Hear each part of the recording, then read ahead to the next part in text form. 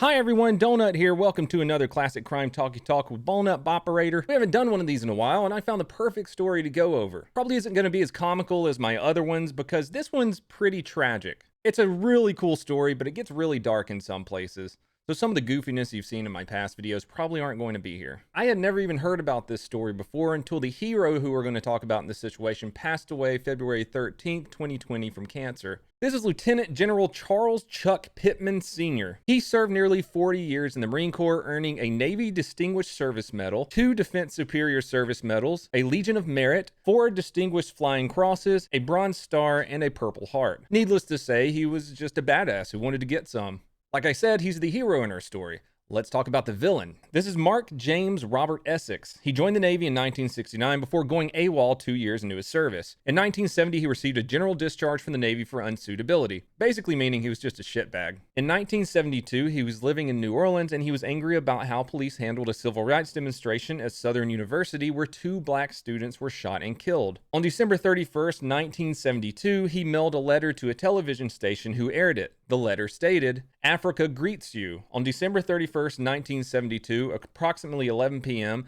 the downtown New Orleans Police Department will be attacked. Reason, many, but the death of 2 innocent brothers will be avenged." And many others. P.S. Tell Pig Giarusso the felony action squad ain't shit.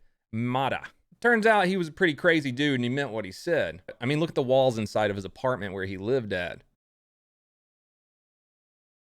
He was so angry about the incident that took place at Southern University that on New Year's Eve 1972, he armed himself with a 5-shot Ruger Model 44. He then positioned himself in a parking lot across from the New Orleans Police Department. He started his attack on police by fatally shooting Cadet Alfred Harrell and wounding Lieutenant Horace Perez. He then fled to a nearby warehouse where he shot K-9 Officer Edwin Hosley Sr. He sadly died from his wounds from that shooting 3 months later. Officer Harold Blappert then saw the muzzle flashes from inside the warehouse that Essex was hiding in. He returned fire and Essex fled. And then, nobody heard from Essex for a full week. Out of nowhere, on January 7, 1973, Essex shot a local grocer and stole a 1968 Chevelle. He drove the stolen car to the downtown Howard Johnson Hotel, now a Holiday Inn, and gained access to the top floors of the building. While doing so, he ran into 3 black employees and told them, "Hey, leave. I'm only here to kill white people." He then ran into a white couple on their honeymoon, forced them into their room, shot the husband in the chest, executed the woman, and then laid a Pan-African flag across their bodies and set the room on fire. Shortly after, he ran into the hotel's manager and the maintenance man and then shot and killed them. Police started arriving on scene, unfortunately right into Essex's trap. He took the high ground again on the 18th floor and started shooting. It's a pretty hectic scene at this point. The hotel's on fire. The firefighters are trying to put it out. The police are trying to get Essex.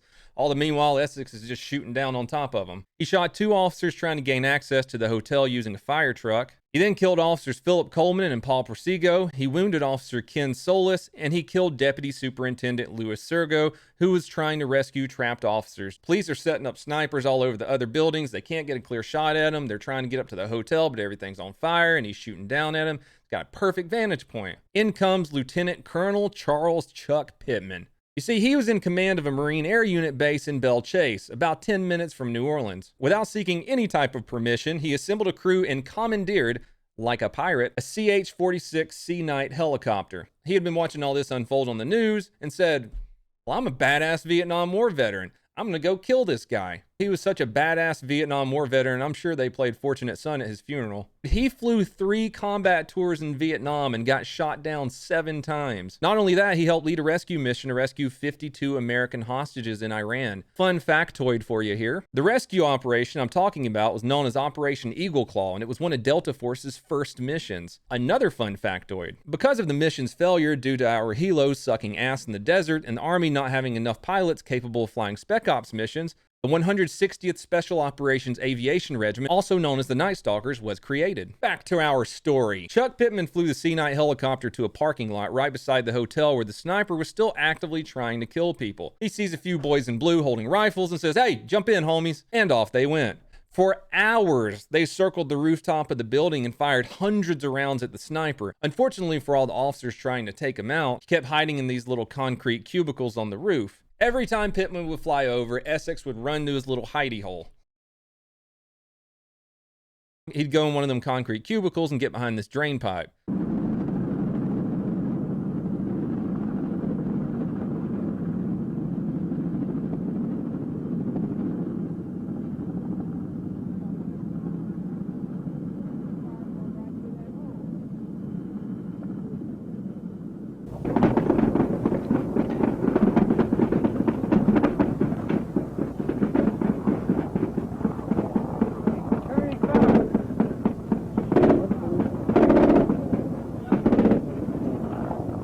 And then you have these crazy fuckers up on a ledge over 18 stories shooting shotguns at Essex.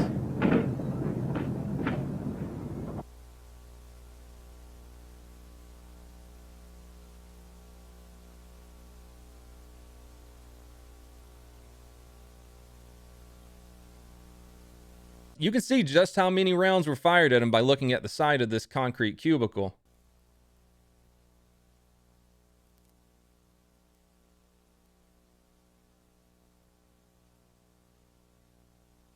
I count about 3 billion rounds. Reports are kind of all over the place about what happened next. Some say Essex just walked out into the open when it came morning time to deliberately get himself killed. Others say Pitman just had to be tricky and that he ended up flying a couple runs over the same way he had been doing all night. On his last pass, though, he quickly doubled back while Essex was out in the open. Essex shot at the helicopter, hitting its transmission. Pitman shined his spotlight on Essex and gave the officers aboard the helicopter, as well as the officers on adjacent roofs, their chance to take him out. And take him out they did. Officers eventually made it to the rooftop and discovered a pile of meat, basically. Essex had been shot over 200 times.